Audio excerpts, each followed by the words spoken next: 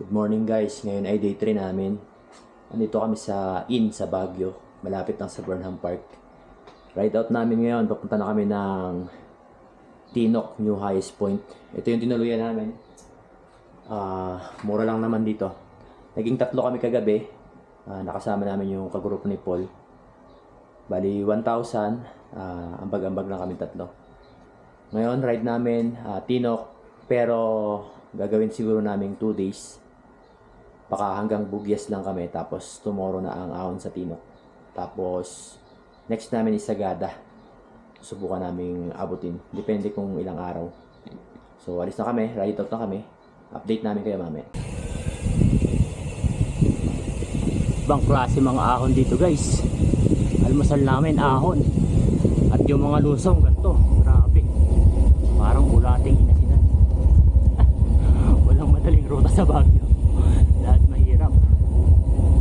Grabe yung mga siko rito. Sobrang tarik na. Sobrang lalim din ang lusong.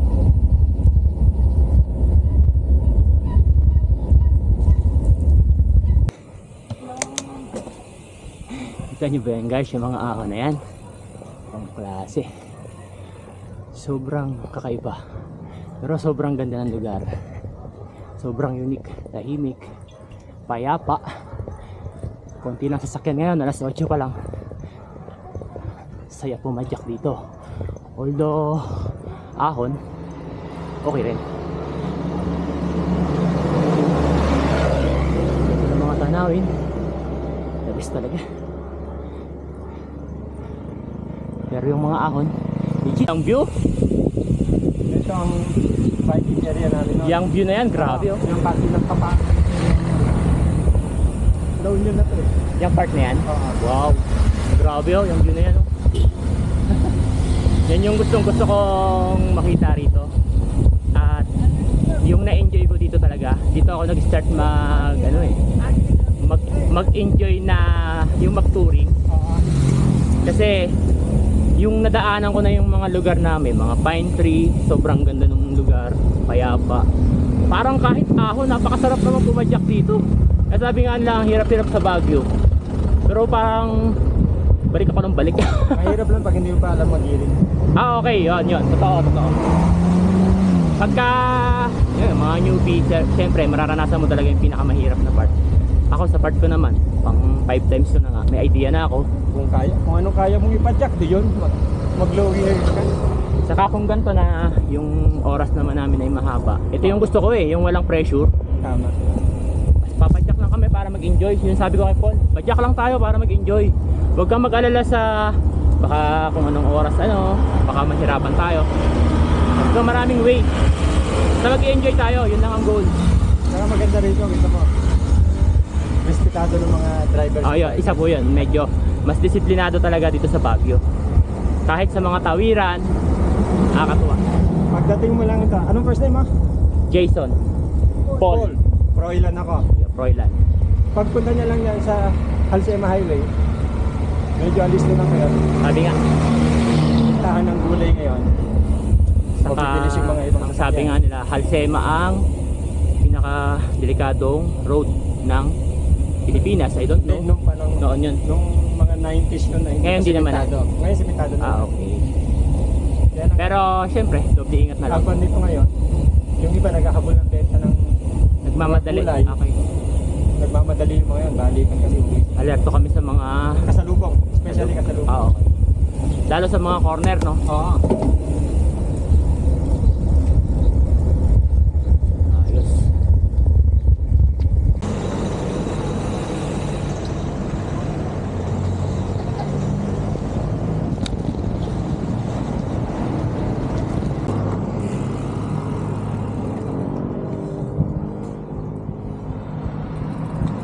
Picture lang ako, ganda eh. Saglit lang. Pang may day man lang. Paul, pang my day man lang.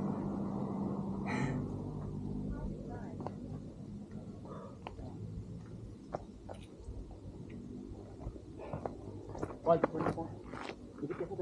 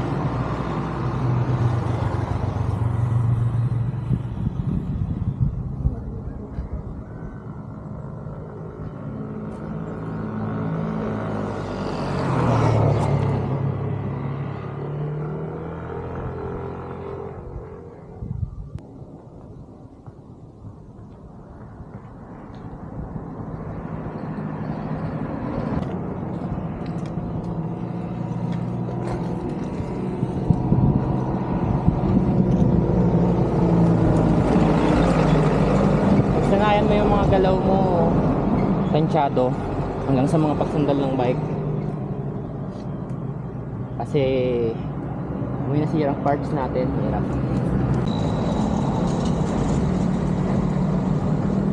Ito yung mga view, oh, Tublay. Guys, ganda ng mga view rito. Halos kahit saan ka na lumingon, magaganda na yung view. Nagtitipid lang ako sa memory card, limited lang eh. Hindi na ako masyado makapag-vlog.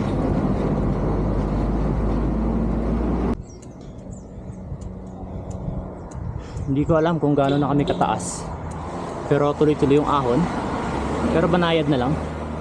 Pero yung mga view nyong makikita dito, ganito, napakaganda. Although hindi ako makapag vlog ng dire-diretso or makapag video since yung memory card ko tinitipid ko, pero kinakapture ko naman pa ilang magagandang lugar, lalo mas marami pa mamaya. Kaya pakunti-kunti lang yung shot ko, pero napakataas na namin at napakaganda na ng lugar. Na-enjoy pa rin namin kahit maahon. Saya.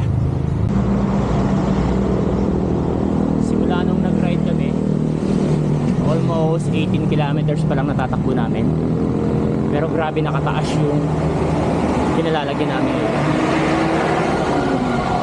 Hindi naman namin minamadali, mahaba pa yung aming oras at bogyas lang ang aming target.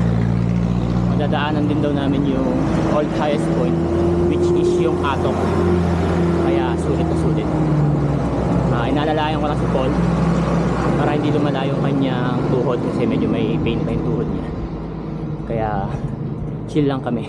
Maaga pa naman. Goods na goods yung mga tanawin. Napakaganda. The best dito.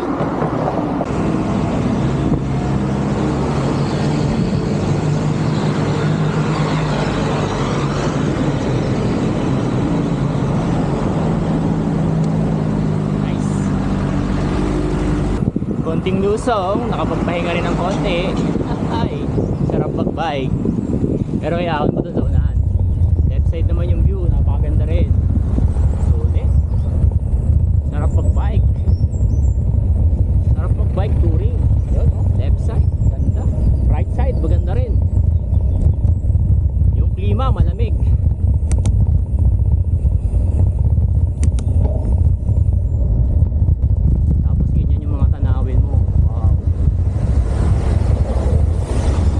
Beulah Land. Ano yan? Beulah Land. 10:26 guys. Kapapasok lang namin ng Atok Benguet. Hindi ko na napansin, hindi ko na na-videohan yung signage ng Atok. Pero kakadaan lang namin. Alas 10:27 na. Medyo maaga pa naman. Okay ba yan? Welcome sa Atok. Lumulusong na kami. Sarap na mag-bike. Nag-enjoy na si Paul.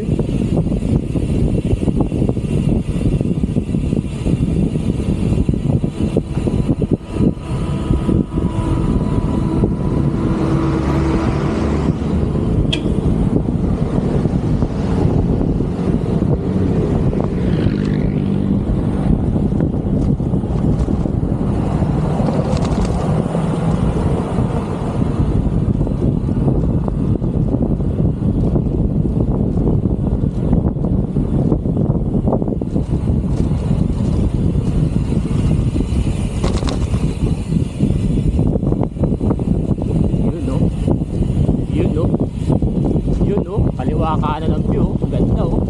Pero may mga lubak.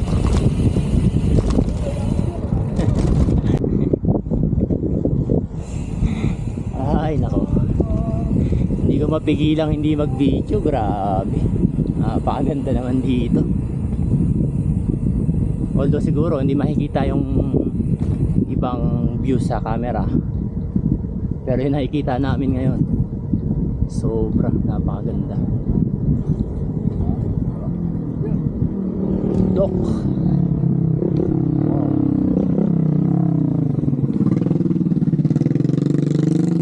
Kanan yan. Nice.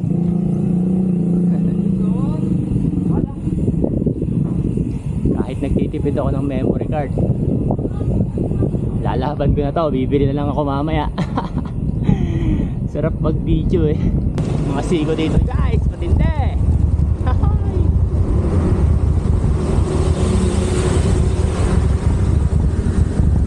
Tignan nyo yung mga sigo dito.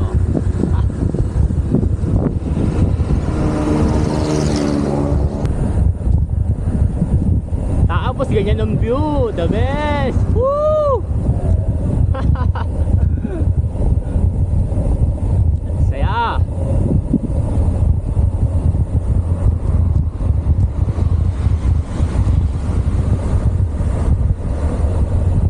Paul, ito na, malapit na.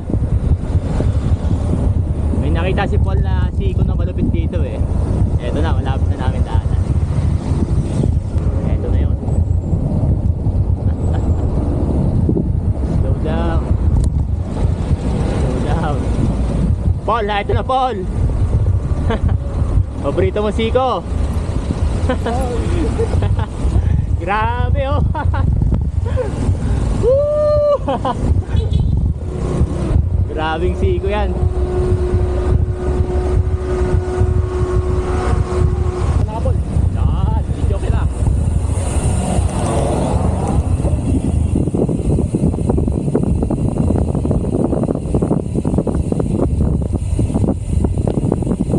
Kakantahan ko ba?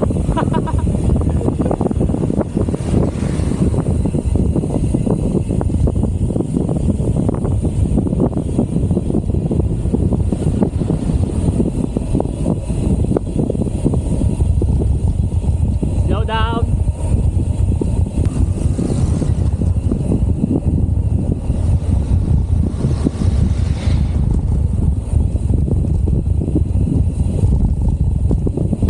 Ito yung bawi ng mga ahon kanina eh.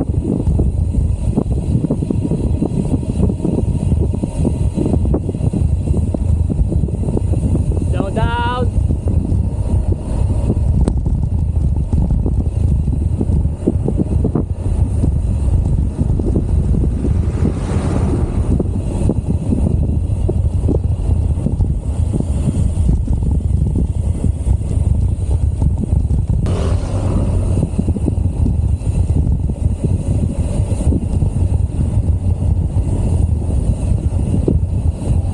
Yeah. Okay.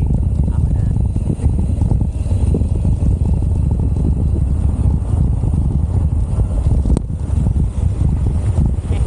Ako naman. Dahil na-enjoy namin yung lusong, may merienda muna kami.